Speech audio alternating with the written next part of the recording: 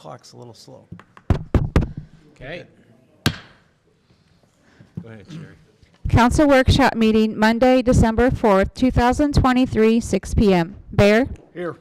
Briggs, Coulter, Here. Heidrich, Here. Holtmeyer, Here. Patke, Reed, Here. Wessels. Here. Please rise for the Pledge of Allegiance. Pledge allegiance to the flag of the United States of America and to the republic for which it stands, one nation, under God, indivisible, with liberty and justice for all.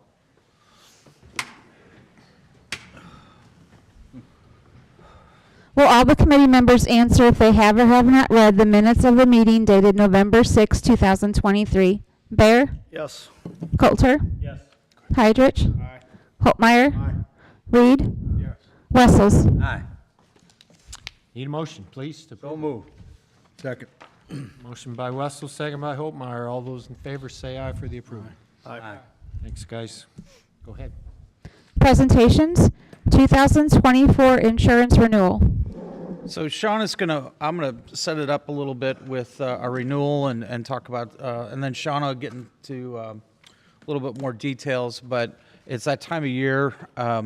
We usually have a tight turnaround with regards to receiving quotes. As a matter of fact, this year, Scott Trepfer, our broker, insurance broker, was actually still getting quotes. So even after we met with him and discussed it initially, he got back. And as a matter of fact, this is the handout that you have.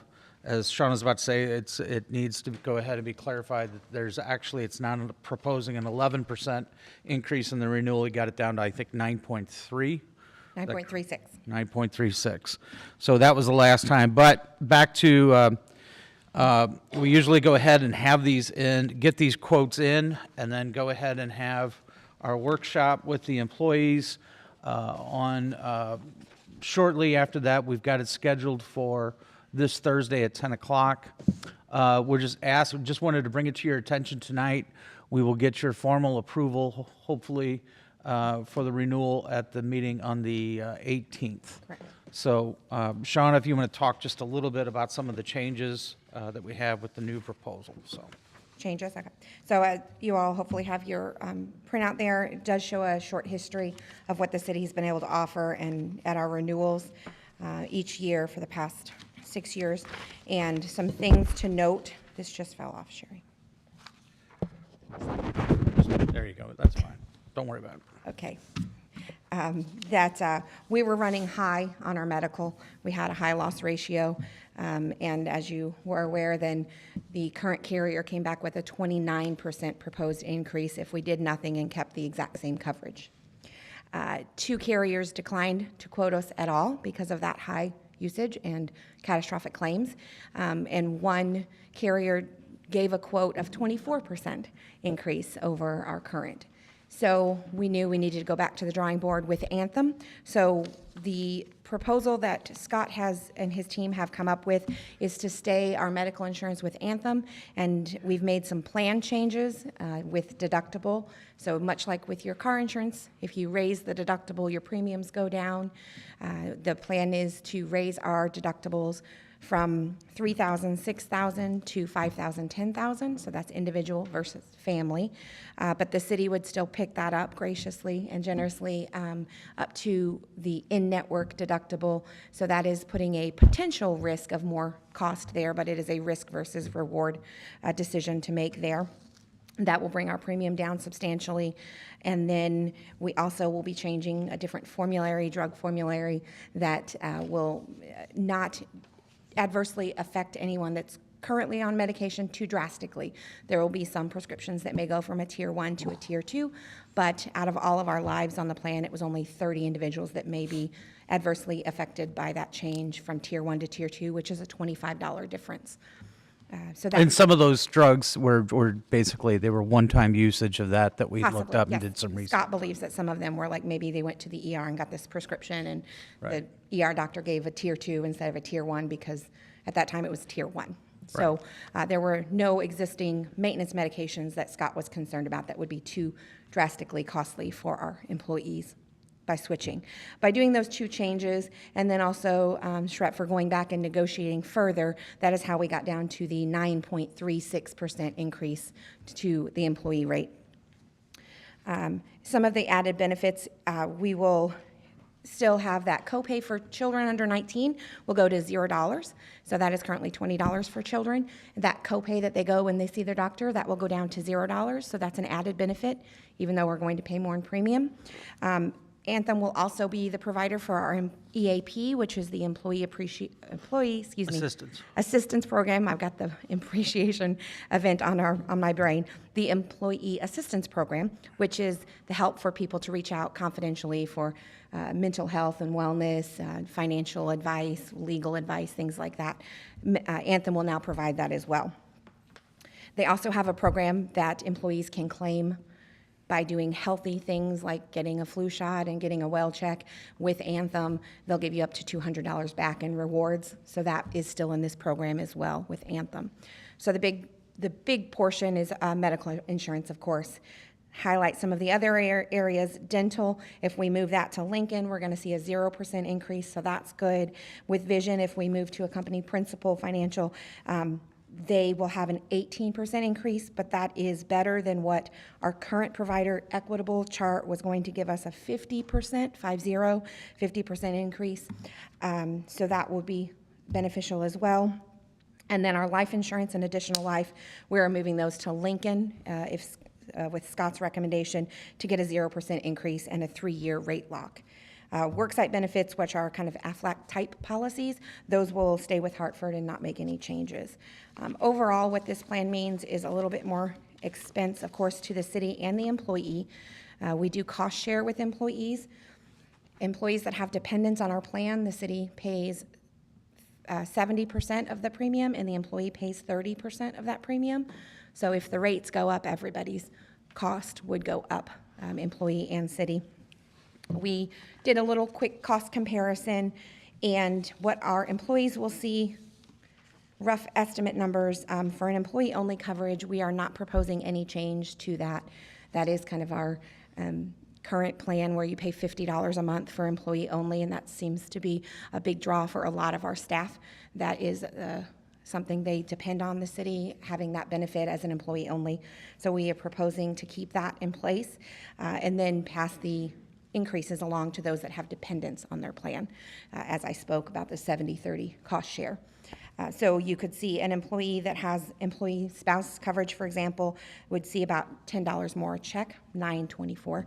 Employee spouse would be about $7 more per check, and a family would see about $15 more per check.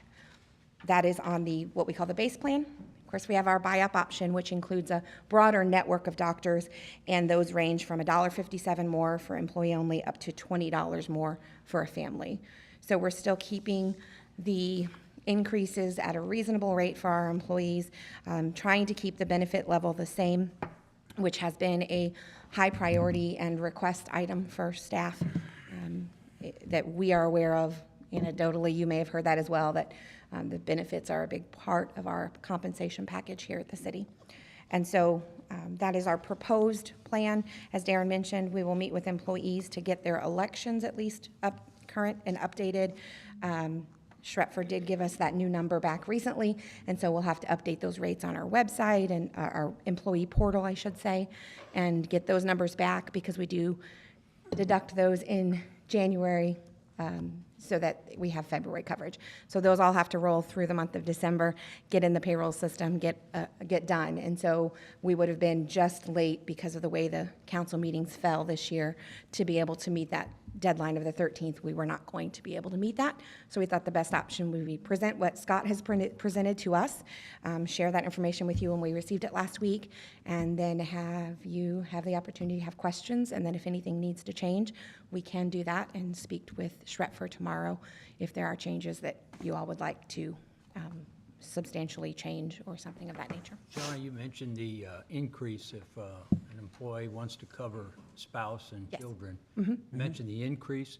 What is the overall premium they have to pay then on a monthly basis? So for the renewal or the current? Renewal. Renewal, the new rate for employee child, for example, an employee and their children only, it's $110.54 per paycheck. We also have the wellness incentive that if you go one time annually and get a well check, take care of yourself with your primary care physician, you can earn back a rebate of $25 per paycheck. So net, that makes it about $85.54 per pay period to cover yourself and your child. What about spouse and children? So family, the whole family unit, if we looked at, it's $208.45, and that $25 rebate, every check would bring it down to $183.45. And one other question I had, on this packet you gave us? Yes. I understand, I think, the red bars. I'm not sure what that blue bar refers to. That is, yes, so Scott would be here, and I will let you know, Scott Percentage of- is out of state doing another presentation, or he would be here to explain this, but from what we understand, with United Healthcare, the plan we were on had a performance rebate, basically, and the years where we ran well and were they paid out less than we paid in premium, or, yes, they paid out less than we gave them in premium, they would send us a rebate check to the city. And in those years, he's reflected that as an overall percentage, so the city was able to recoup some of the cost. So in years where we had a decrease in rate, we also received a performance rebate check, and that would come back to the city You in the can see city's portion. examples of that in the bottom right-hand corner. And so those dollar amounts, the 32,000, 100,000. So on this proposed 23, 24, all right, you got that 9.3 overall increase, renewal rate. Yes. The blue bar of -7%. He's estimating that we will still receive a performance rebate or performance incentive because we were running well, and then we had some Well, if claims. we were running well, why did they go up? Because claims can come in throughout the year, and so they base it monthly. And so if you have some good months, but then you have some not so good months or some catastrophic claims that they see going into the future, and that happens, so So they're. that's an estimate on his part of what will come back to us at Yes. the end of next year? That's correct. All right. So overall, he is expecting that we will see some savings still in the city's portion. Okay, But that is not a guaranteed, to my understanding, Darrell. Correct. Okay. all right, thank you.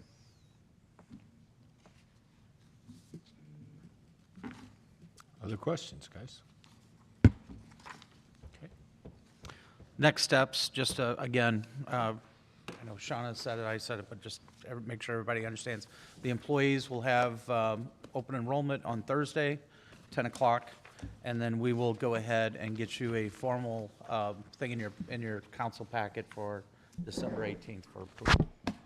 And then once we receive that, then we can go forward with the carriers, changing the carriers and accepting their rates. So as Scott already changed the rate pages once, maybe, you never know.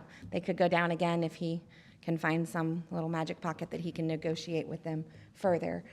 But we will have the final rates and the final agreements ready to go after the approval on the 18th. And hopefully, if you all are interested or wanted to sit in on that meeting, it is being Zoomed also. It'll be a Zoom event and recorded. So if you wanted to see what Scott does present to our employees, you're more than welcome. I can send that Zoom link to you, or I can let you know how to get that video if you'd like to see it, just to see what the employees are presented with. Thank you for your time. Thanks, Sean. Report of department heads, building department, building code amendments. So as Blake's coming up here, as you'll recall, back in, I think it was August or September, we started the 90-day comment period on these proposed code changes. We're currently under 2015, and we're going up to 2021. I believe Blake did get one comment that we did make a change. Yes, we as a result of. And we also are looking to go ahead and amend the fees, as you can see on page, it looks like page 4 of the ordinance, 1, 2, 3, 4, page 4 of the ordinance. There's a table there. Pages 3 and 4, and then also on the second last page, page 7, I think. If you do so tonight, then these codes would take effect January 1, 2024. That's correct. We do need to update our code. It's crucial for us to go ahead and get up to within 3 years of the latest, I think it's for our Insurance rating. For our insurance insurance rating. rating, yeah. Correct. So remind me, was this part of we had a committee with like developers and, okay, so. Yes. Yes. We collected as many. Six of us. Yep. Great, And that was, great. that was all up till, I think, August of this year, and then again, we start the 90-day comment period. Blake, I appreciate you clarifying the differences on those finger joint trusses and the plate trusses. It's good reading, I'm telling you. You did. Did a nice job, Blake, a lot of time. Well, thanks. Yeah, basically, we're gonna go from about 82 pages down to 37 pages of amended codes, so. Nice. Those are just the local amendments. They worked That's the hard at local trying to amendments, keep yeah. as much of the IBC code in there as possible. Trying to keep it as standard as we can. No further questions? Okay. Make a Motion motion, to move it on to council. make a motion. Motion by Holtmeyer, second by Coulter. Sorry, Mike. All those in favor say aye. Aye. Okay, Thank you, guys. you bet. Economic Development Department EDA Grant Administration Contract. As Sal's coming up here, there is as we've updated you in the past, we are seeking grant funding from EDA to go ahead with some infrastructure within the Oldenburg Industrial Park.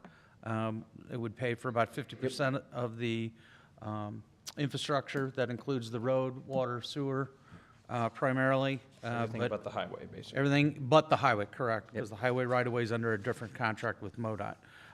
But they do require that we have a grant administrator to go ahead and review certain phases of this, primarily the contract with whoever is the general on the job, follow up with wages and stuff like those, reporting With the stuff. contractor, yeah, the contractor you hire has to follow the federal requirements of who they pay, their wages and everything, as well as getting in our reimbursement requests and getting our money back on a timely manner.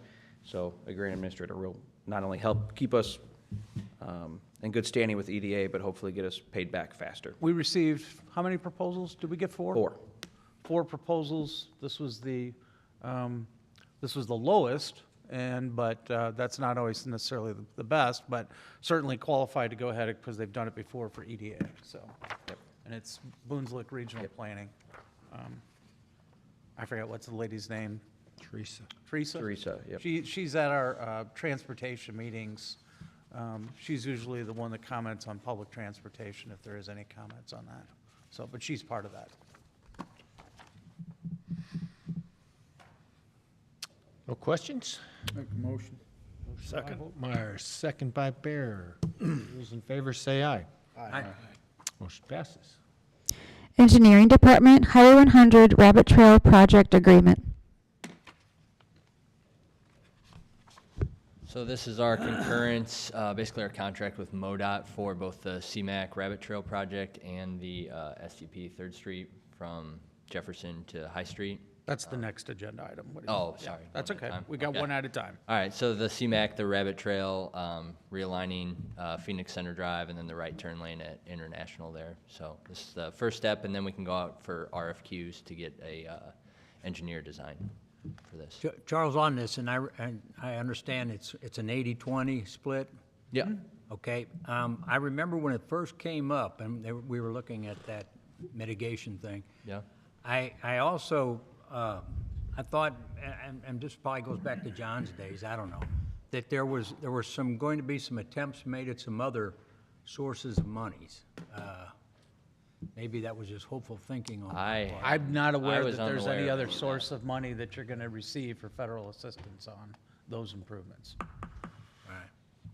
As a matter of fact, when we applied for this is the CMAQ pot of money, if you will, for the St. Louis metropolitan area. It stands for Congestion Mitigation Air Quality.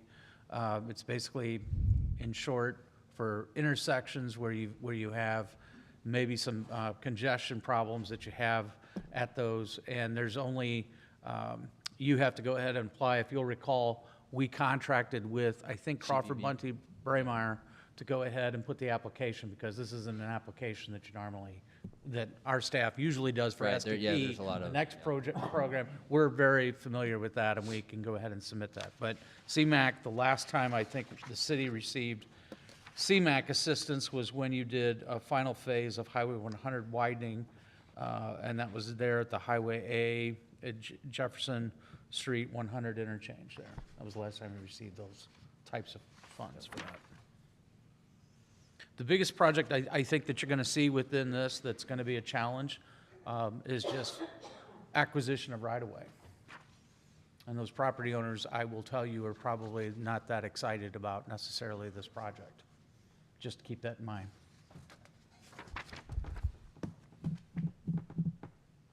So if we send this on and then we approve it, and then if they don't, then what happens? Well, you can, if you have the choice then at the time if you cannot negotiate for the land price, the city can always, go through other steps of acquiring that right away if you have to.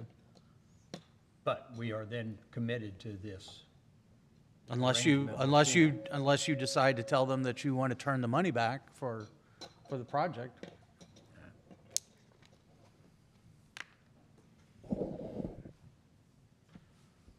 But I think that we saw that there was not going to be a way to go ahead and move forward on that unless you acquire right-of-way from those property owners. And it's a lot easier to go ahead and do it with 80/20 federal funding than using all city dollars to go ahead and pay for that right-of-way, if you want to. Would that 80/20 extend to the right-of-way? Yeah, Yeah, we have about $250,000 in right. if you look within Yeah, the on the back, the second last page, you go to the project budget, you have right-of-way in there that you would start acquiring right-of-way in 2025. Okay.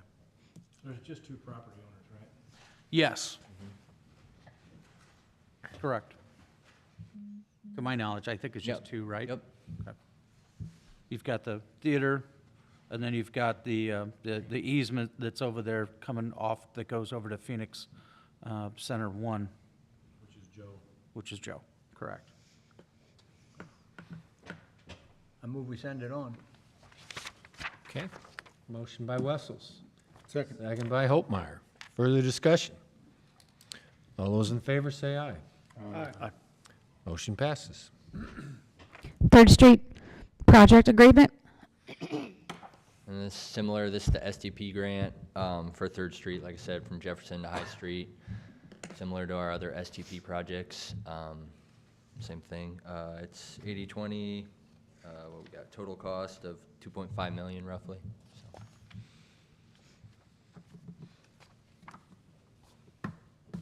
No questions? Need a motion? How many Take a holdouts motion. we got on that? Excuse me? How many holdouts we got on the Third Street project? I don't think that you have, I think you might be referencing the East Third. This is not, we haven't even gone to the point of design where we know. Yeah, we this need on is, this one yet. yeah, we haven't even designed. This is West Third Street. Oh, I'm sorry. Yeah, this is West Third Street. You're thinking of the Third Yeah. Street that we did on the other east side. Jefferson here. Yeah, correct. I make a motion to send it on. Motion by Hopmeyer. Second. Second by Wessels. All those in favor say aye. Aye. Motion passes. Finance Department 2022-2023 budget amendments.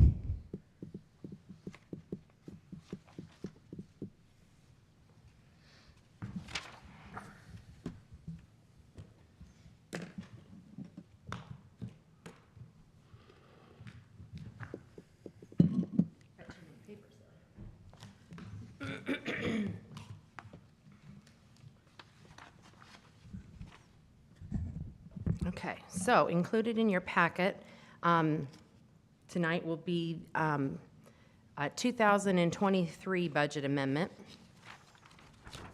which is for last fiscal year. And the reason for this amendment is to adjust for higher interest rates, sale of capital assets, land sale, and unexpected increases and decreases in revenues. In addition, to adjust for timing of capital items, projects, items not originally budgeted, and unexpected increases and decreases in anticipated expenditures. And so what I do is, for the prior year one, is I go through and look at items in reference to the audit and see if there's any significant increases or decreases, and then try to adjust the budget for that, so. Isn't it typical this time of year, you provide these amended budgets at this time? Yes, 'Cause we get yeah, them I do back? this every year, and then also going into the '24 one, that's for any projects basically that rolled over from the budget. So it's the timing that, we finalize the budget, but there's department heads that think they're gonna finish the project, so they don't rebudget those. And there's always a handful of projects that we say at the end, well, we didn't get those done, we need them out rebudgeted into the next year. So, does anybody have any questions on the '23 budget amendment? Okay. Okay, Need a motion? need a motion, guys. Motion by Wessels, Second. second by Bear. All those in favor say aye. First one. 2023, 2024 budget amendments. So, as I was saying, the 2024 budget amendment, we're budgeting for the H-Tower, taking that down, auditorium improvements, and other furnishings not budgeted, in addition to rebudget capital item and projects that carried over from the prior fiscal year end. So, any questions on this one? Need a motion. Make a motion. Motion by Wessels, second by Holtmeyer. All those in favor say aye. Aye. Motion passes. The H-Tower? That's a project that we're still in the works to go ahead and remove. We own that By the tower down there riverfront? on the riverfront, Okay, I on got Front Street. I got it. We'll be putting in some, whatever infrastructure was at the top for our Wi-Fi antenna network will be moved over to the, Back of the chamber, right? yeah, the Farmers Market building down there. And so when that is successfully transitioned, which it's in the process, I think there was an update today that they're moving forward with it finally. But when everything's cleared off of that H-Tower, that will be removed down there. So that's part of what she was mentioning in here. Ready? Okay. Financial policy manual revisions. Okay, so also included in your packet is the financial policy manual. And it's a culmination of all of our policies put into one packet, basically. And some of the major changes are really only in the fund balance policy, and the biggest changes are going to be in the purchasing policy, which I've highlighted in the memo to you. The fund balance policy, we're proposing to increase the minimum unassigned fund balance in the general fund from 15% to 25%. The GFOA recommends that you have at least 2 months, which would be about 17%. A lot of cities in St. Louis area have almost 50%, which that's a lot. Yeah, I think so too. So I think that 25% is reasonable. And I think with today's prices going up and everything, I think that, we should be considering the 25%. If there's any kind of an emergency, we would be set. The GFOA doesn't expect you just to have this like within 1 year. It allows you, if you ever dip below for a year, if you have an issue and you have to dip into your fund balance, and you go below that unassigned fund balance, they give you up to 5 years to have a plan in place and to recoup that. So we would have about 5 years that we can, gradually get up to the 25%. So typically, we run anywhere between 17 and 20%, depending on the year and how the audit turns out. So we'll see how the audit turns out this year, and then we'll go from there. So, Mary, where do you get those funds to kick that up, to get into that fund balance? Spend less. Well, there's a couple of different Budget ways. doesn't seem to say we're Well, we still do, but we do. Yeah, you I can guess spend. that's what doesn't, that's what gets a little overlooked sometimes. And also, if we have one-time, like sale of like land or whatever, you don't want to necessarily use that for operating expenses, so that would be a good use, is that you put that into your fund balance. So that's how our fund balance builds anyway, is, but we don't use everything in that year. And, projects don't get completed all in one year, and then they roll to the next year. So that when I rebudget that was budgeted in 2023, I'm rolling those projects to '24. That fund balance, we didn't use that, so even though I'm rebudgeting it here, if we don't spend it, then that increases the fund balance. So, okay. Moving on, so the biggest changes were in the purchasing policy. The last time it was updated was 2017. I believe you had a red line copy in your packet, which I bet there wasn't a page that didn't have a change on it. A lot of change was just in verbiage for the most part. Before I forget, these policies all did go through the Finance Committee for review, and the purchasing policy, actually, we reconvened our purchasing committee with different people, because a lot of the people from 2017 had left the city. So Darren reassigned a committee for that. So department heads and employees looked at this policy, and then it went to the Finance Committee in addition to that. So I just wanted to make sure you guys knew that department heads had a stake in this, and staff as well. So what we're proposing is purchasing approval limit changes, which currently is set at, department head is set at 3,000. We're proposing that new limit go to 10,000. And for the finance director, that new limit was 3,000 to 6,000, and we're proposing that limit go from 10,000 to 15,000. And the city administrator had to approve anything over 6,000. That new limit would be anything over 15,000. And based on the last couple of years, by raising these limits, our amount of purchase orders that we have to do would drop by about 50%.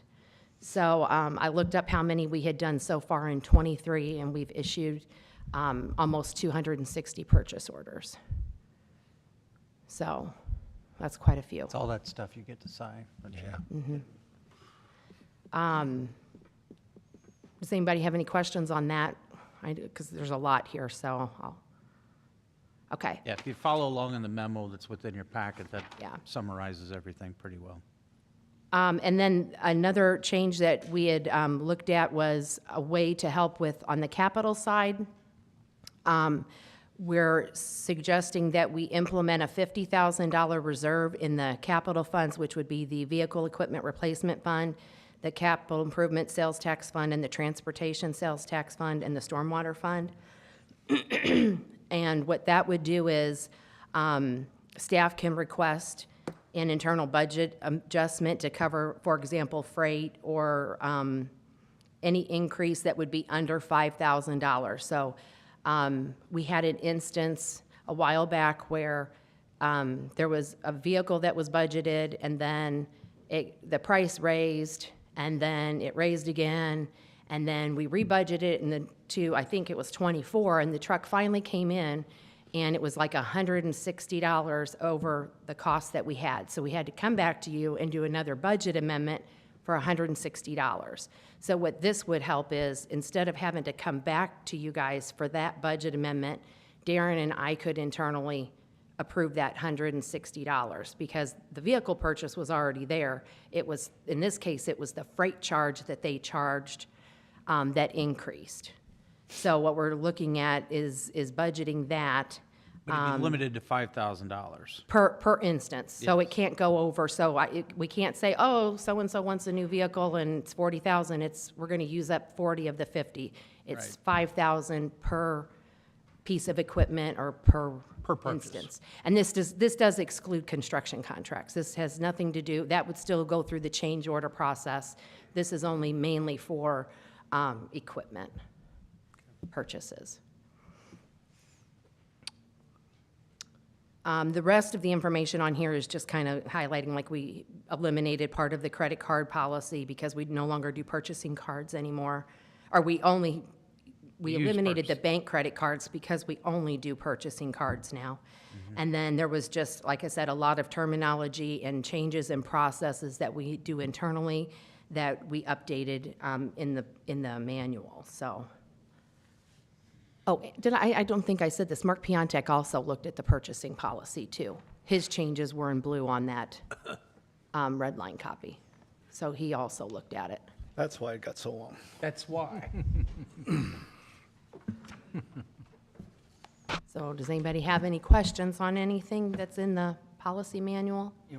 Mary, when you presented all this to the Finance Committee, I thought it was really helpful that the department heads came in and commented and talking about how much time it was going to save them from having to redo everything and bring another thing before us for a relatively small change. So, yeah, they seem very pleased with this process.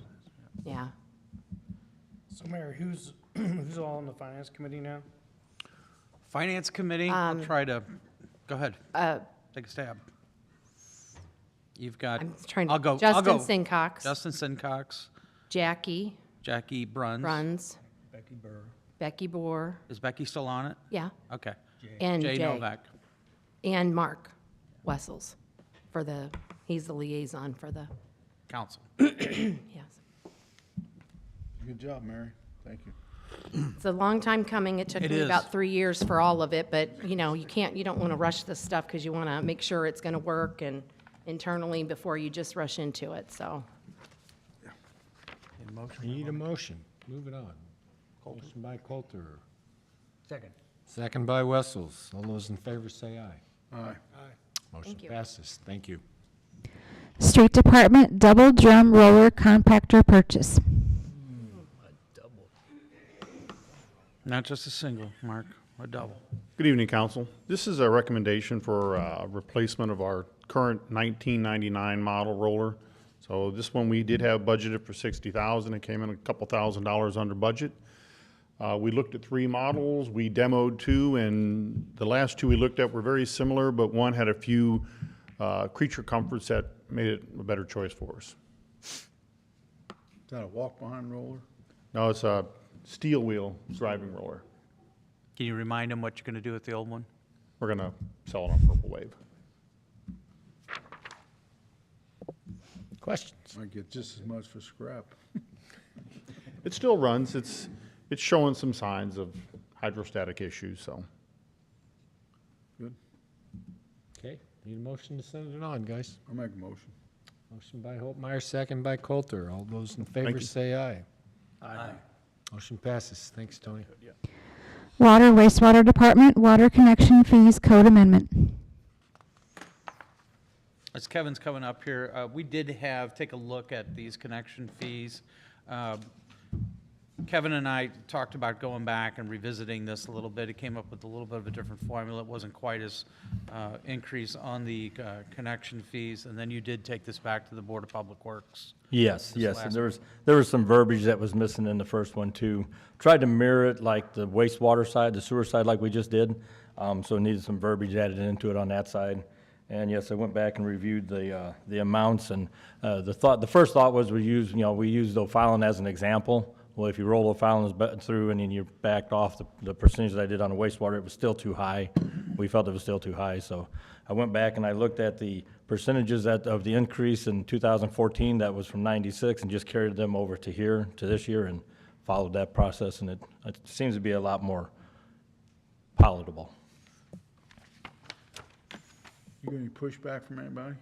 No, not yet. Once this is approved, I'll send an email out to a mass email out to all the contractors. Been talking to the ones, most of them just finally have really said, well, we've been kind of waiting for something like this to happen. So it's, just got to keep up with the times.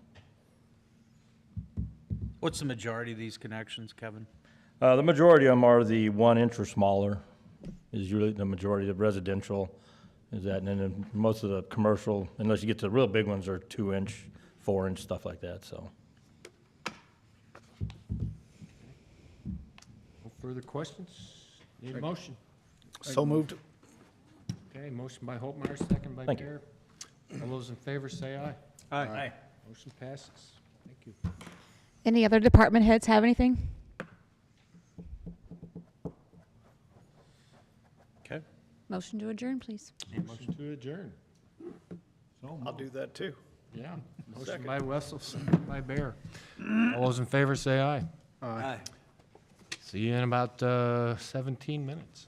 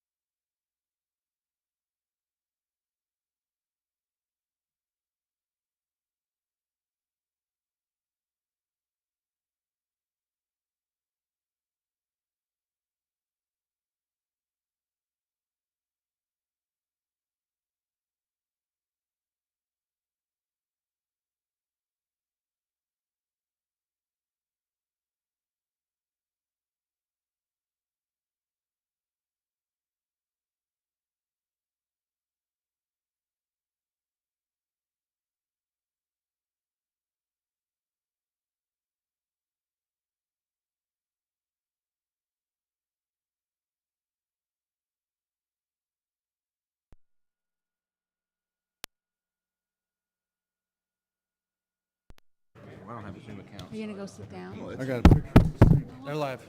I'm just talking sinks. All right, everybody ready? Thank you. Oh, here, hey, hydrant. Regular meeting of Washington, Missouri City Council, Monday, December 4th, 2023, 7 p.m. Bear? Here. Briggs? Coulter? Hydrich? Holtmeyer? Here. Patke? Reed? Here. Wessels? Here.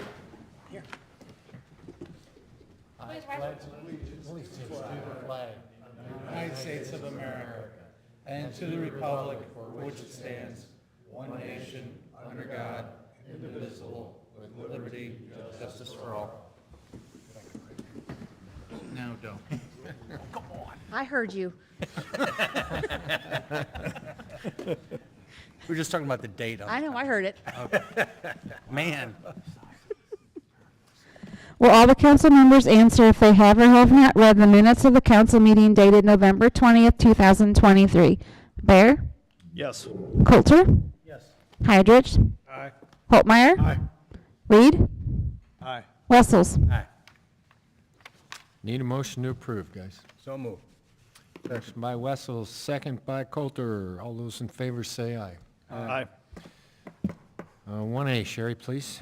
Approval and adjustment of agenda, including consent agenda. You have the change order number 1 and final payment requests for Westlink Drive Improvement Project and final payment requests for slip lining. I just need a motion to approve, please. Yep. Any questions, guys? Nothing? Make a motion. Motion by Holtmeyer, Second. second by Bear. No further discussion. All those in favor, say aye. Aye. Thank you. Priority items, Tourism Commission reappointment. Do you want to read that, or do you want me to? You go ahead. Okay, dear council members, Washington Tourism Commission hereby submits for your approval the reappointment of Rita Griesheimer to serve on the Washington Tourism Commission. Her commission will expire December 2026. Make a motion. Motion by Holtmeyer, second by Wessels to approve. All those in favor of Rita say aye. Aye. She's on there. Citizens' comments? Does anyone in the floor would like to address the council? Okay, thank you. Report of department heads, flock safety cameras. Good evening, council. So tonight I've arranged for a presentation on flock safety cameras to hopefully educate, and so you better understand what they're for and about. So via virtual here we have Kristen McLeod from Flock Safety. She has a presentation prepared. And then Captain Balladeer is my project manager on this, so he's the technical guy. So if you have any tough questions, ask him. All right. Okay, we'll go ahead and begin. She's there. Can she hear us? Hi, everyone. Can you hear me okay? Of course, it's not hooking up. We're gonna get you a little bit volumed down. Well, this is gonna be an IT problem above my head. You got volume now.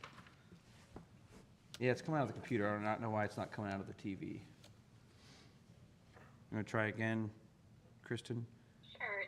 Test, test. Can you move the mic down? That's gonna be our only option. That's fine. Okay.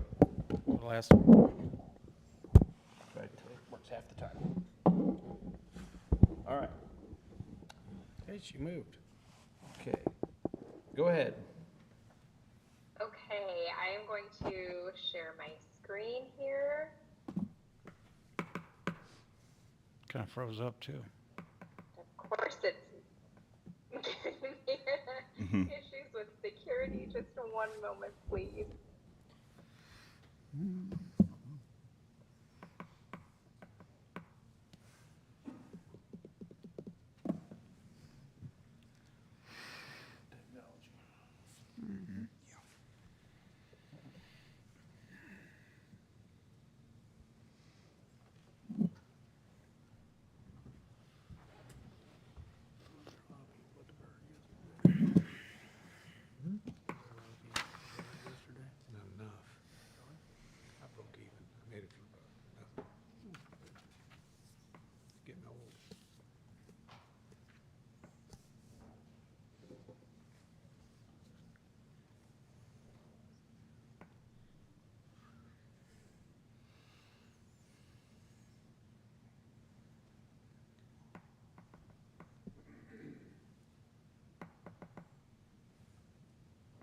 Well, I thought we were going to have a presentation. Okay.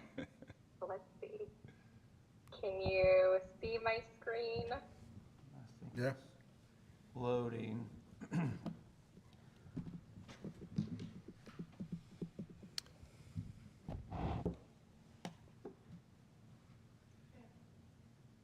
There we go. There it is. All right, now you can go full screen.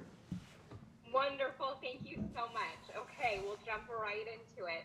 As Chief Armstrong mentioned, my name is Kristen McLeod. I'm a community engagement manager with Flock Safety. So my role really is to provide education and information to elected officials and community members. I will, disclaimer, I'm not in sales, but I am more than happy to answer as many questions as I can and get you information after I get through this presentation, if you all have any questions. So I'll start with Flock Safety's mission, and that is to eliminate crime and to shape a safer future together. So why Flock Safety? I'd like to share a little bit about our company's history. We were founded in 2017, and that was after our CEO, Garrett Langley, and his neighborhood had experienced an uptick of property crime and vehicle burglaries. Many had personal doorbell cameras and provided that information to law enforcement. And law enforcement said, well, that's helpful. What would really be helpful is if they were able to provide license plate numbers and vehicle descriptions, because so many crimes are committed in conjunction with a vehicle. So that really provided law enforcement an incredible objective investigative lead. So Garrett, an engineer by trade, it got him to thinking, what is license plate recognition technology? So he started researching and he found out three key things. One, that license plate reading technology had been around since the 70s. Two, that it was pretty expensive for many communities to be able to afford. And third, that many legacy companies often sold their data, their customers' data to third parties.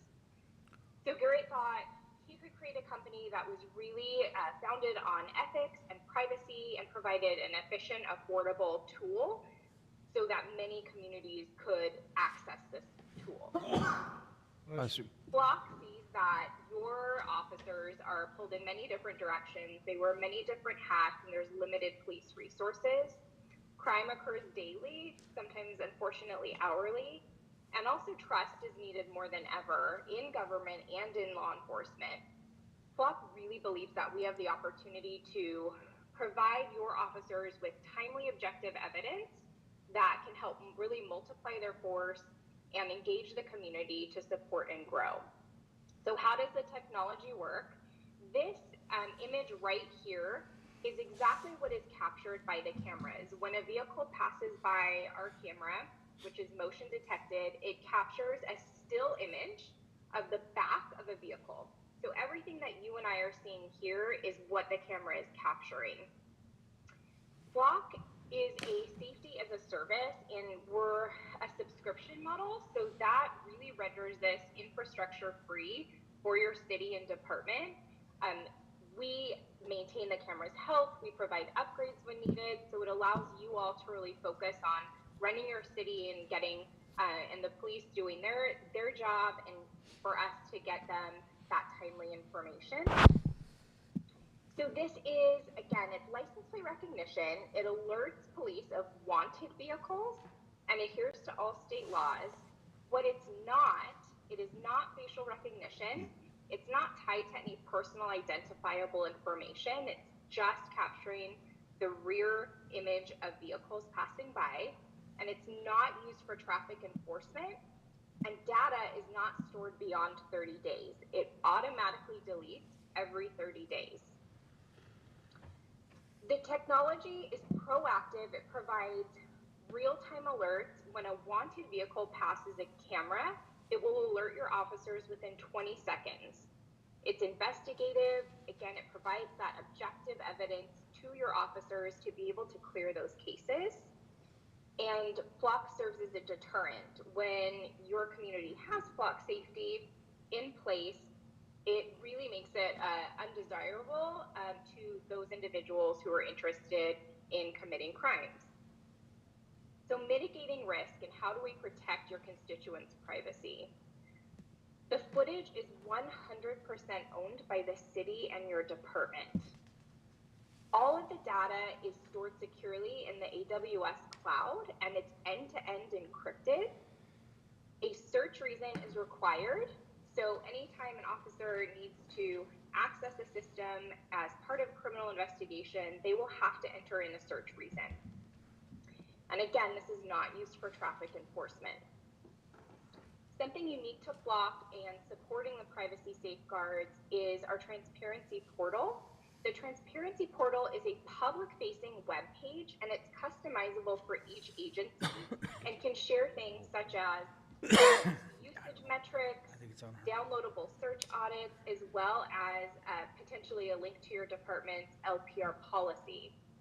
We also have an insights dashboard, which is for users, your law enforcement agency, your department, administrators, to be able to measure crime patterns and also take a look at that return on investment. Are the cameras doing the job that you had hoped for your city? And additionally, your administrators of the Flock system would also have their audit search history in the insights dashboard, as well as a view of their camera's health. So we're already solving and preventing crime in Missouri. This is a list of all of the agencies that are current Flock customers. And then I would like to share a few success stories out of Missouri. This is a story about how Flock has provided a tool to assist law enforcement with silver alerts. A woman in O'Fallon, an elderly woman, had gone to a doctor's appointment in the morning, and her daughter later that afternoon had not heard from her. So very concerned, she contacted law enforcement, reported her mom's information to officers who created alert and entered that into the system. Within 15 minutes, they were able to locate that vehicle and find that woman and get her back home safely. This story is out of St. Charles County. Officers from St. Charles County utilized Flock Safety LPRs to locate a vehicle when a 7-year-old was taken by her mother during a supervised visit. The Flock LPRs captured an image of the suspect's vehicle at the library that they were at. And then traffic camera footage captured the vehicle in Utah, and the authorities were able to locate that vehicle and return the little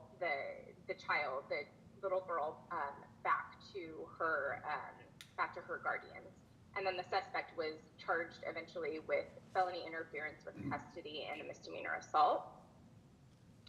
This is an example of how Flock has helped with retail theft. So Kirkwood Police, this is out of Kirkwood, Missouri. Kirkwood received a Flock alert on a vehicle that was parked at a Lowe's store, and the vehicle had been wanted in relation to theft from the previous week. So when police responded, they actually located the suspect in the store attempting to walk out with a water heater. And with additional complementary evidence from CCTV cameras for the first theft, that suspect was apprehended and faced prosecution. And then lastly, this is a story from November 24th out of O'Fallon. They responded to an alert on their Flock safety system that a vehicle that had been stolen during an armed robbery in Nevada was detected nearby. So officers located the vehicle, they conducted a stop, that person attempted to flee. They were able to capture the suspect moments later, and that suspect is now facing charges including unlawful possession of a firearm and is also a suspect in a home invasion robbery. I'm going to skip over this one and just share lastly, this is, apologize for this title here, this is actually a story about a stranger-on-stranger abduction that occurred in Chamblee, Georgia. This mom and baby were out for a walk, and mom was approached by two masked armed individuals. They, after a struggle, they took baby from mom and they fled. Mom provided a vehicle description of the suspect's car, and officers were able to enter that in alert into the Flock system. In addition, an Amber Alert was issued. a search was conducted within Flock Safety for a vehicle matching that suspect description, and the vehicle was eventually located across state lines. A felony stop and arrest were executed, and within 5.5 hours of that Amber Alert being issued, the baby was returned safely to mom. And while stranger-on-stranger abduction is extremely rare, thank goodness, but this provided officers a tool to really be able to locate a needle in a haystack, and time is of the essence and extremely critical in these types of cases. So that LPR was able to provide officers with that critical information to intervene in this situation and bring baby home safely. So I will stop at that success story, and I'll turn it back over to Chief Armstrong. Thank you, Kristen. Appreciate that. And I apologize for the technical difficulties there. Not sure what happened. So as Kristen mentioned, I think they're beneficial. There are lots of success stories, not only across the country, but in the region. Jefferson County has 100 and something cameras, and we're always hearing about success stories from them, solving crimes, diverting crime, you name it. So I think it's just, they're beneficial. I think we've worked out, Daryl's been working on this pretty hard, so he's worked out some potential locations where we might have the cameras, if you want to share that. Yeah, right now, excuse me, right now we're budgeted for 4 cameras for our trial run. Number one is going to be on 100 at East 5th Street, facing west. So it'll capture all west incoming vehicles coming into the city from the east, and then 100 Bluff, facing east. So we get cars coming from the west side of the county coming in. One at the bridge on 47, catching the southbound traffic, and one at 47 in Beaker, catching people coming from Union coming in. So that's pretty good coverage right there for now. And hopefully we're going to have great success, and in the future we can come back for a couple more cameras, because I'd like to cover Highway A and 5th at Old 100 also. And Flock is not only limited to, say, the city purchasing businesses, subdivision. Like homeowners associations. Yeah. There's a branch of Flock that markets to homeowners associations, subdivisions. They can get their own cameras, and they would be able to share that feed with us if they so choose. They don't have to. We would encourage them to. So we're working with Flock. They have another division for commercial developers, like the Phoenix Plaza would be a great one. We're kind of waiting to see what's going to happen with that sale, but it did go through, so plan on talking with Mr. Renacci about maybe that. I've spoken with Walmart. Walmart and Flock they were partners. I know the Walmart and Eureka, they paid for Eureka's first Flock cameras on 5th Street there. For some reason, Flock was no longer a vendor for Walmart. Flock is trying to get back to be a vendor for Walmart, so we're hoping to get some cameras that are on Avery Drive. That would, you guys know the crime at Walmart, so, that would help tremendously. The school districts, they're marketing the school districts. I haven't approached our school district yet about anything. We're still trying to get up and running, so those are future plans. So Darryl, I'm not sure, maybe it was on there and I just missed it, Yeah. but, okay, so you've got this thing out there, Beaker and 47. Yeah. And you're collecting the data on vehicles coming into town. Mm-hmm. So then if somebody reports something that involved a certain vehicle, it scans through those real quick or Well, something? what we would do, well, number one, it connects to the Department of Revenue and mules, and the database where stolen vehicles are entered, protection, adult protection orders, like domestic violence situations. If this person gets a restraining order against this person, those are in there, connected to a license plate. Wanted people, all kinds of things. So those, if they're in that system already, the individual officers plus dispatch will get an alert, hey, this car just entered your city, it's tagged for this crime. So then they can start looking for the car. And like on the east end of town where we have a ton of retail crime with Ulta Beauty and Kohl's and Dick's and all those. crime happens, we can get a description of the vehicle off their security cameras, enter it in the flock, and it'll tell us every flock camera that car's hit on anywhere and anywhere. So right now, we have access to the flock system. We've had it for a while, even without the cameras. So our detectives go in there and they enter this. And the last big one we had at Ulta Beauty, we were able to track that car. They hit us, then they went to Eureka, and then I forget where, Hazel or Chesterfield or somewhere. And all of our detectives, all those detectives worked together to track this car and arrested people. So it's a heads-up system where it will alert us if a car previously tagged for a crime enters our city, but it's also a great investigative tool for our detectives. Because, you know, crime has no borders, and all these retail theft people, they're coming out of the city, and they're hitting us pretty hard, so.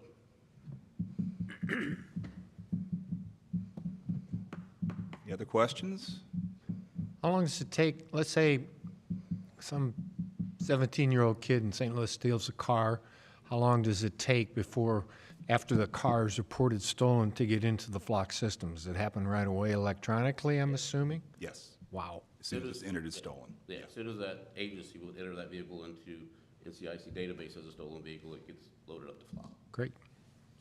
What about like, on things that, let's just say, I know we're fighting crime here, but, expired license? Nope. That's something, that's not what this is about. No, it's We not wouldn't about even know- traffic We wouldn't even know that's in enforcement. there. Yeah. We wouldn't know. And if you notice, the view is hard to see because of our technical difficulties, but the view that the camera takes is from the rear of the vehicle. You don't even see inside the vehicle, so we can't tell you who's driving that car or anything. But there's 3 people, 4 people, unless it's a beautiful clear day, and you can see the backs of the heads, but that's about it. So there's no privacy issues at all there. So. Is there a fee, there's a fee for that, right, for the cameras and the flock? Yes, there's a contract. Right now, what we have now, there's no fee for the database. To have our own flock cameras, to share into that database and share our feeds with other detectives, there is a contract. Yeah, so it breaks down to essentially $3,000 per year per camera is what you're looking at. But we don't purchase the hardware, the software. It's all managed by Flock. all part of If one breaks, they fix it. It's all part of the camera? It's all part of, yes, all part of Software the, that we use on our computers. Yep. It's all together. I see O'Fallon's got it. Who else that we might know has it that you're aware of? Franklin County, the Franklin sheriff's, County's got it? they're getting them. they have one, I believe they're Out on the internet. going to install 5 Yeah. more additionally. Union's working on it. They are. Winslow has a ton. Eureka, right up the street. There's lots in the St. Louis area, Jefferson County Sheriff's Office, St. Charles County throughout the entire county. How many cameras Franklin got? Do we I know? think they're wanting to add 5, is that We're right? gonna start with 5. 5. The goal is to get at least 10. And they might be all different parts of the county, of course. Correct. Sure. Yeah, okay. So, and then the one on 47 coming in on the bridge, coming into town, I think that would be a great one for us in Winsfield to work together on cases because we get a lot of cross traffic between their town and our town, so. Is there, or have you heard of any kind of grants for anything like this in the future?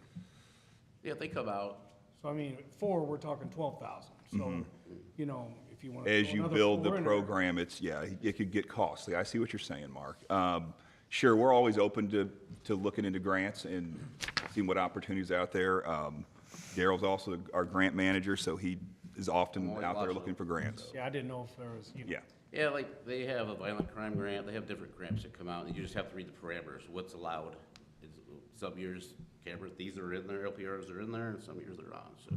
And to date, we haven't approached any of the retail We have not. establishments in town. The only So one- sometimes they partner with the local police department. So, because if they want to, you know, if they got a problem with loss and they want to keep their Absolutely. tenants. So somebody like Target and Walmart would usually be interested, yes? I have talked with Walmart, like I said, they're working with Flock to try to work out the vendor issue. That's a corporate thing, I'm not involved in any of that, but, I talked to Target, and, right now, Target corporate is not interested in Flock. That doesn't mean Mr. Vernacci cannot put flock cameras at his interests, which I think he might be interested because he calls us all the time about stuff, so that would help. It'd help him and us. Lowe's, I think Lowe's would be on board with it. Like I said, they're also market to the school district, so. Like Dick's Sports had a little trouble there for a while. Quite a bit. Still. Dick's, Alta. Kohl's. That entire plaza gets hit often. All the time. So. Okay, sounds good. Makes a lot of sense to me. So I think Jim and Daryl wanted to bring this up, just a discussion. We've got Yes. it in the budget. They approached me about including it in the budget this year. So we'll be bringing you back something probably in the near future. Yeah. Very, very true. Thank you. Anything else? Great. All righty. Thank you, guys. Thank you. Thanks, Kristen, appreciate it. Thank you all. Eye tracking, eye and eye detection equipment.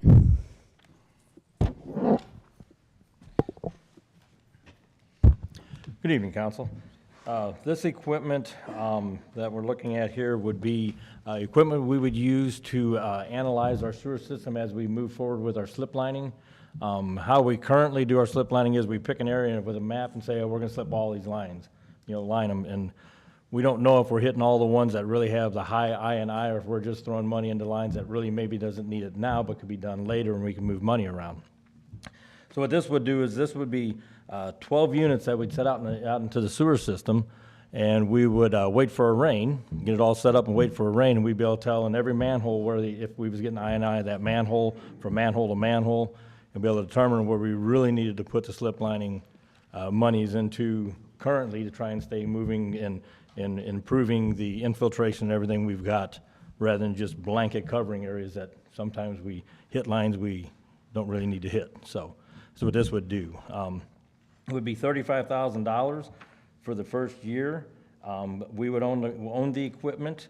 We would have a connection with an iCloud base through the company, and the company is actually, the manufacturers is actually the company that supplies all of the iCloud basing. And then yearly after that, it would be roughly about $950 a year maintenance on that with the iCloud support and the analytics and everything we'd be using. So just really looking for you guys to approve for me to move forward with this, because there's some steps that have to follow through now before I can get a contract started and bring it back to you for approval with a contract. Kevin, in your letter, you didn't mention, was this something that you had already budgeted in? No, this is something that came in after budget, but I talked to Mary, and she felt, and I think it would be, and the board thought it would be a good idea to utilize some of the slip lining funds that we are currently using to pay for it, because it is specifically used for slip lining purposes, so. Can you that's how we remind the define it. board how much we spend historically the last few years? Historically, the last few years, this year alone, we just finished up with a little under a $400,000 slip lining project. Year before last, we did a little over $500,000. But because now we have become sole supporting on the slip lining, which has been dropped down about $250,000. So we need to really focus on Where to go? where we need to really spend the money at and be more accurate with that so that we can keep moving forward with it, so. So what did we budget this year then? $250,000. Okay. Like this last. So year, with our increases though, that will help also improve some of that monies that we can spend on as time goes on. But right now we're, We're talking about taking 10%, a little more than 10% if it's 250, and trying to find the right spot to go with Yeah. the rest of the, Yes, what we budgeted is what you're saying. yes. Remind me again what the lifespan of these cameras is. If you read the paperwork, the lifespan is basically as well as the equipment is maintained.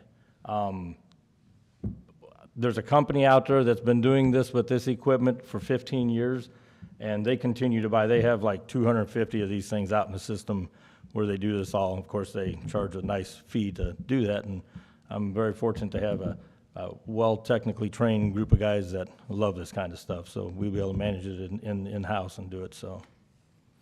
But it uses AA batteries, lithium AA batteries, so it's not like a overly expensive. I know at the Board of Public Works, Brad asked me what the battery was gonna cost. I looked a little deeper into it, so they're not as expensive as what some other things that we use are, so. This will really help us where we're gonna go next, Yes. basically. We've, over the last few years, if you'll recall, we targeted certain areas. I know, because John, when he was here with engineer, we targeted around the shoe factory, that whole area, because we felt like we had a lot of I over there in Ward. Well, and we got lucky on that because it was during a big rain event that we noticed that there was water was disappearing on High Street and going somewhere. Yeah, so that one. We was able to find it when we popped manholes. Oh, well, we know where all the water's coming. That was a luck spot. We got a lot of other spots that we don't have that opportunity to find where this would give us the opportunity to be able to picking it up and seeing where it's at, so. But we also worked with the old Sporland site over there to go ahead and do that to help capture, not have as many gas fumes, I guess. Is the Well, way that's, to yeah, describe it. kind of some of that, yeah. Yeah, to try to go ahead, but we targeted that area. But from out here on out, it's where do you need to go? And you Yeah. really don't have any other priority system in place. They're portable, you can move them. Move them anywhere. We could put 6 over here and 6 over there. We can put 12 here, we can put 4 there, yeah. Yeah, it's not, they don't bring know. 'em, though? You just for a rain event? Or You leave them in there? You leave them in there, you hang them, and then you wait for rain. And then, I mean, now that sounds silly, but that's how we know about I&I anyway. But this, and when the rain events happens, it can give us alarms on high volumes, so which would actually help us respond to a possible backup if we ever had that issue. Now we wait for a phone call. This way we'd be able to at least respond in the next day and see what's going on too, because we got these kind of situations, so. Have you It would talked be a to nice anybody tool. else that is currently using it, has used it? Like I said, I talked to the company at the conference that actually does it. There was, Blackjack, Missouri was running theirs at the time. The Missouri Rural Water Association, which we're members of, they have an apprenticeship program that they're doing, which they're actually putting it on in Washington, starting in January. It's a 2-year program for technicians. 2 of our guys are going in it. They're actually using it as a training tool through their apprenticeship program. That's how they're so confident in how good it is. They're actually using it as a training tool for the new people that are coming into the industry, so. Other questions? Motion to send it on? Well, I don't Just- think just it's really not just- ready. It's probably more like a discussion. Yeah, discussion, but I'm just letting you know, because I'm gonna move forward with it, and I'll come back with I didn't want to move forward because there's steps we have to take now, and I didn't want to go through all those steps and then come back and it not go through, so. Okay? Okay, Thanks, Kevin. thanks, Kevin. Ordinances and resolutions, an ordinance authorizing and directing the execution of agreement for stray animal boarding by and between the city of Washington, Missouri and the Franklin County Humane Society. Holtmeyer. Introduced by Holtmeyer. Franklin County Humane Society approached the city about raising their fees. We were in an agreement with them already, but we discussed with them to lock these new rates in for the next 3 years. Currently, the city pays $10 per day, up to a maximum of $50 for the state mandated 5-day hold for any stray animals that either get brought in by, from what I understand, citizens or our police department, plus a $35 disposition fee for each animal delivered.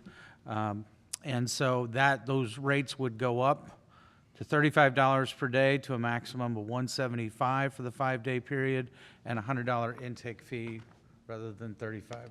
I believe those rates that we had in agreement with them, they had been in place for a long time. So I can't say how long it's been, but they approached us and I discussed it with Mark and he suggested that we at least lock it into 3 years, so.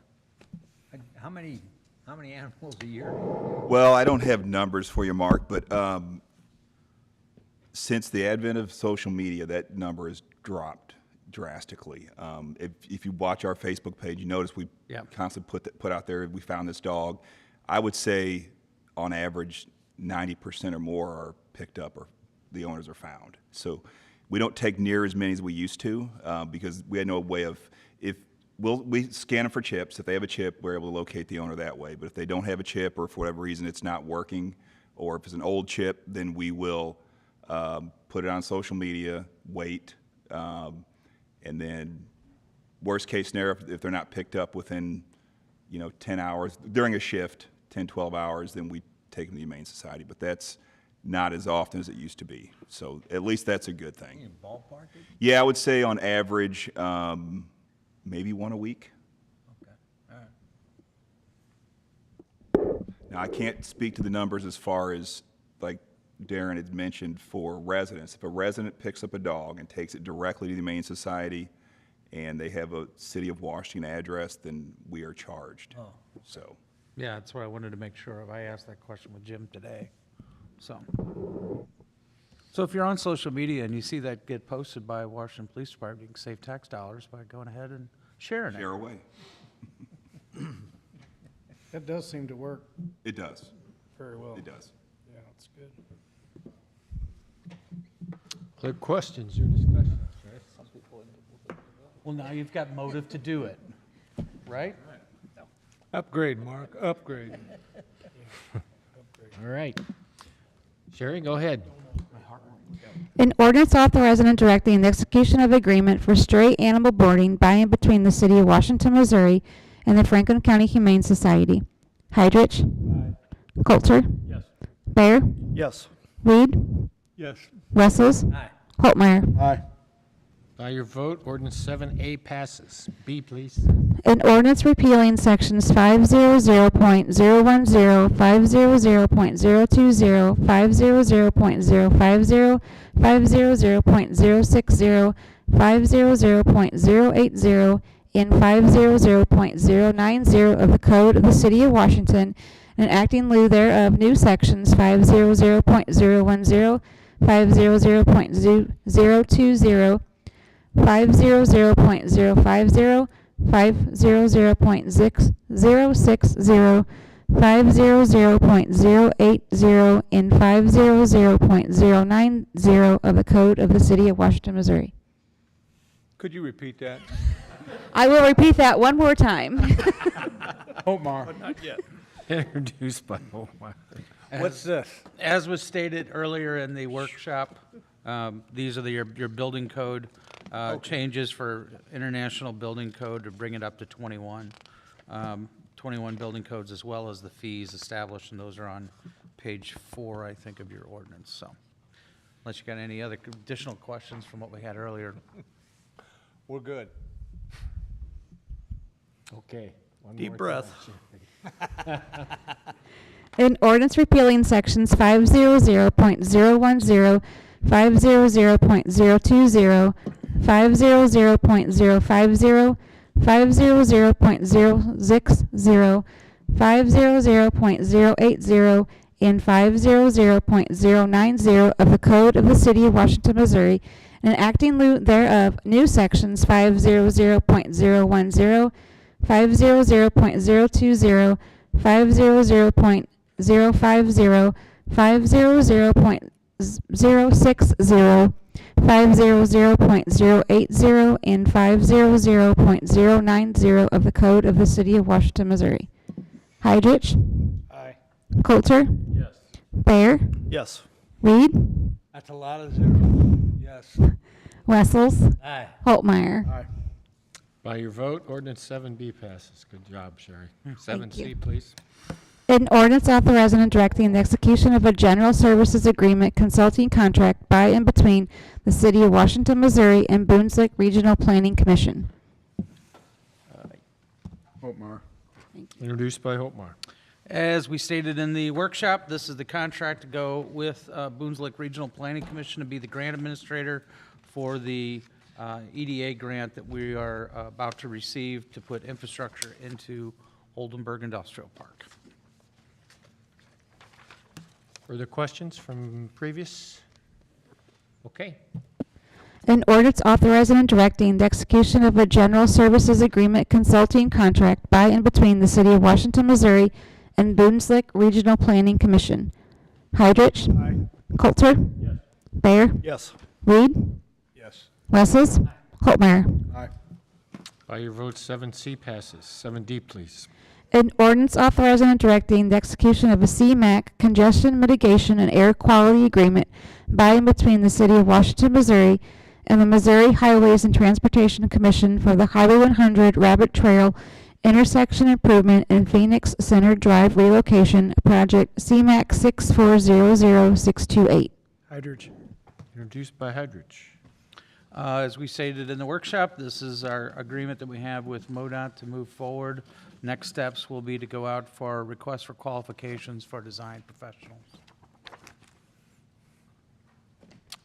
No further discussion? Okay. An ordinance authorizing and directing the execution of a CMAQ congestion mitigation and air quality agreement by and between the City of Washington, Missouri and the Missouri Highways and Transportation Commission for the Highway 100 Rabbit Trail intersection improvement and Phoenix Center Drive relocation, Project CMAQ 6400628. Hydrich? Aye. Coulter? Yes. Bear? Yes. Reed? Yes. Wessels? Holtmeyer? Motion passes by your vote. Ordinance 7E, please. An ordinance authorizing and directing the execution of an STBG Service Transportation Block Grant Program Agreement by and between the City of Washington, Missouri and the Missouri Highways and Transportation Commission for the 3rd Street Project STBG 6401603. Holtmeyer. Introduced by Holtmeyer. This is the second agreement tonight with MoDOT, but this is for 3rd Street. Scope of the work is from High Street to Jefferson. Thank you. Further discussion? Okay, go ahead, Sherry. An ordinance authorizing and directing the execution of an STBG Service Transportation Block Grant Program Agreement by and between the City of Washington, Missouri and the Missouri Highways and Transportation Commission for the 3rd Street Project STBG 6401603. Hydrich? Aye. Coulter? Yes. Bear? Yes. Reed? Yes. Wessels? Holtmeyer? Aye. By your vote, ordinance 7E passes. 7F, please. An ordinance amending the 2022-2023 budget for the period of October 1st, 2022 through September 30th, 2023 for the City of Washington, Missouri. This is from the workshop again, too. This is, Mary had a memo attached explaining what those changes are. If you have any other questions, she's still here. Any further questions? Good. Go ahead. An ordinance amending the 2022-2023 budget for the period of October 1st, 2022 through September 30th, 2023 for the City of Washington, Missouri. Hydrich? Aye. Coulter? Yes. Bear? Yes. Reed? Yes. Wessels? Aye. Holtmeyer? Aye. By your vote, ordinance 7F passes. G, please. An ordinance amending the 2023-2024 budget for the period of October 1, 2023 through September 30th, 2024 for the City of Washington, Missouri. Holtmeyer. Introduced by Holtmeyer. Any questions on this amendment? As Mary put in her memo, this is basically for any projects that we didn't have budgeted as we started our October 1st budget year, or projects that weren't completed during the last budget year and carried over. Further questions? Okay, go ahead. An ordinance amending the 2023-2024 budget for the period of October 1, 2023 through September 30th, 2024 for the City of Washington, Missouri. Hydrich? Aye. Coulter? Yes. Bear? Yes. Reed? Yes. Wessels? Holtmeyer? Aye. By your vote, ordinance 7G passes. 7H, please. An ordinance amending Article I, Chapter 140 of the Code of the City of Washington, Missouri by adding thereto certain financial policies. Holtmeyer. Introduced by Holtmeyer.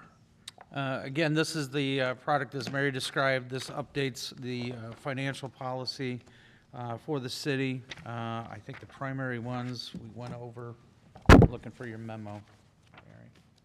Will those, assuming we pass that, will those then be included on our website, in our code? Mm-hmm. They will be? Okay. Further questions? Go ahead. An ordinance amending Article I, Chapter 140 of the Code of the City of Washington, Missouri by adding thereto certain financial policies. Hydrich? Coulter? Yes. Bear? Yes. Reed? Yes. Wessels? Aye. Holtmeyer? Aye.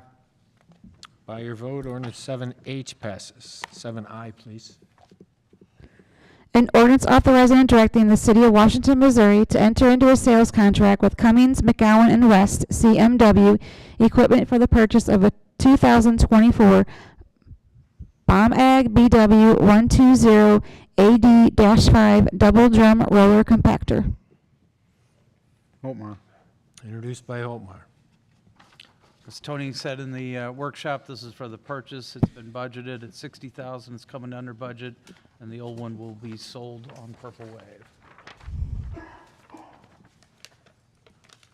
Okay, go ahead. An ordinance authorizing and directing the City of Washington, Missouri to enter into a sales contract with Cummings, McGowan, and West, CMW equipment for the purchase of a 2024 Bomb Ag BW 120 AD-5 double drum roller compactor. Heidrich? Aye. Coulter? Bear? Yes. Reed? Wessels? Holtmeyer. By your vote, 7 I passes. 7J, please. An ordinance amending section 700.320 of the Code of the City of Washington, Missouri relating to water connection fees. Holtmeyer. Holtmeyer, introduced by. This is a ordinance to go ahead and increase the water connection fees. As Kevin said, this has been reviewed by city staff and then also taken to his Board of Public Works. Go ahead, Sherry. An ordinance amending section 700.320 of the Code of the City of Washington, Missouri relating to water connection fees. Heidrich? Aye. Coulter? Bear? Yes. Reed? Wessels? Holtmeyer. Aye. By your vote, ordinance 7J passes. 7K, please. An ordinance approving a boundary adjustment for Highland Meadows Plat 9A in the City of Washington, Franklin County, Missouri. Holtmeyer. Introduced by Holtmeyer. All right, this is a very minor plat amendment. As you can see here, this is for Highland Meadows Plat 9, which is the next phase of Riverbend Estates. So that is the, turn this on. Nothing's wanting to work for us tonight. That's all right. Well, there is a cross-access easement that goes between these lots A1 and A2. You can see it curving around there. And when they had the actual construction plans drawn, the parking lot came out different, and they needed to have that curve changed. So that's really, you can just see how that fire lane. Is this what they want? This is what they had? No, this is what they had. That's what they had? This is what they're getting. Okay. But because it is a change to the plat, it does have to go to city council. That's really it. Lot lines are not changing. No. Is this off of High Street? Yes. Yep. Sorry, I could have. It's just south of the existing, how many units are in the There's one? 48 in each. 48. Phase one and, or I'm sorry. No, 48 in the detached ones, and then 48 in that one that's 3 stories.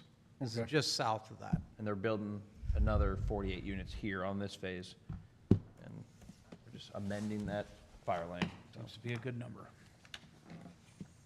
Questions? Okay, go ahead, Sherry. An ordinance approving a boundary adjustment for Highland Meadows Plat 9A in the City of Washington, Franklin County, Missouri. Heidrich? Aye. Coulter? Bear? Yes. Reed? Yes. Wessels? Aye. Holtmeyer. Aye. By your vote, ordinance 7K passes. Mayor's report. Guys, we just got $5 million worth of roads for $1 million. That's pretty darn good. So, thanks to all the work that everybody out there in the audience has done. Charles, streets, engineering, thank you, guys. Also, tomorrow is the opening day for filing. If you're interested in re-upping, or know of anyone does, that period will extend through the 26th of December. Everybody be safe out there. Thank you. City Administrator's report. The only item we didn't have on your agenda was, there was a discussion. I asked Kevin at one point to look in as we were moving forward with the water tank if we wanted to put our logo on there, how much would that cost? He went back to Caldwell and got an estimate from them. We presented that, or Kevin presented it to the Board of Public Works the other day. I think their only concern at that point was that with the new rate structure that we just had to go ahead and do an increase, they wouldn't like to use, they would not like to, at least at minimum, not use those funds. I said if we were successful at securing some additional funds, whether it be, or completely another pot of money, tourism, for example, that's just one example that I threw out, would you want to go ahead and do it? Then I got a little bit better feeling for it. That's about 6,500, I think, is what. Otherwise, it would just be the typical ones that you see now, like on Crestview and the one out on Clay Street where it just says City of Washington in block letters. So 6,500 additional. 6,500 additional.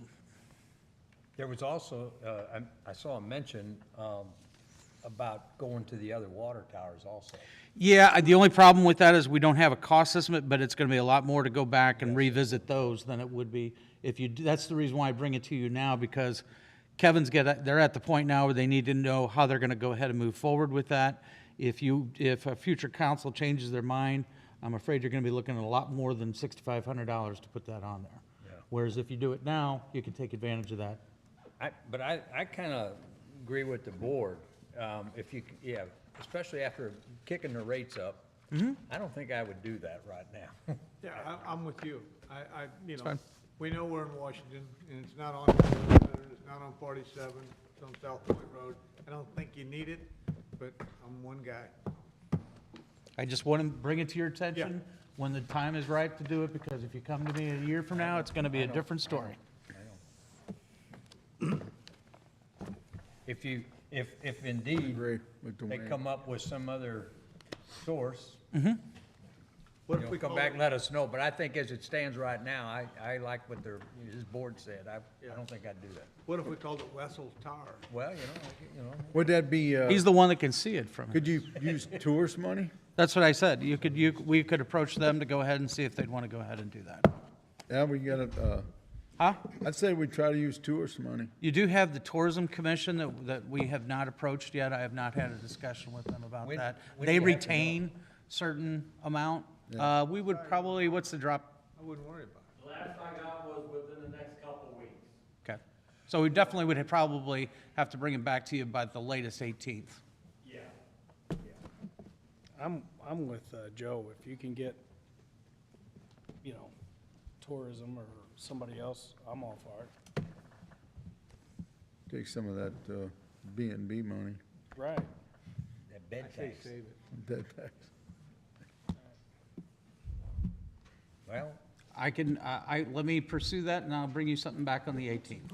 Yeah, I don't even know if I'm a fan of that.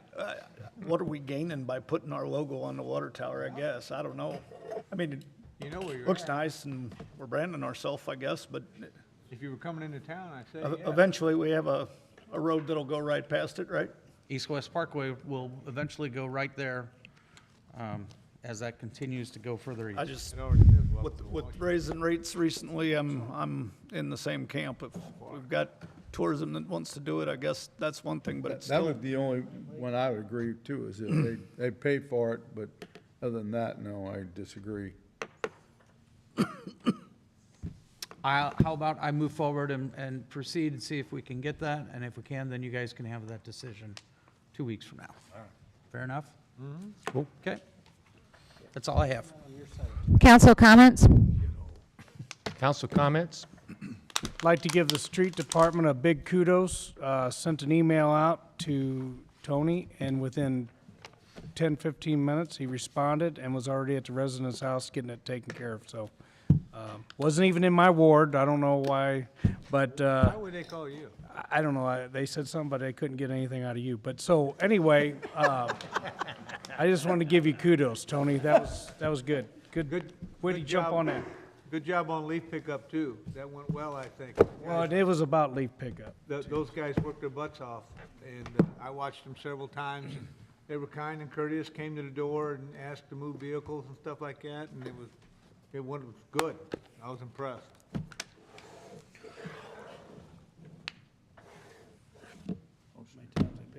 I just need a motion to adjourn, please. so move. Second. Motion by Wessels. Who seconded? Holtmar. Second by Holtmar. All those in favor say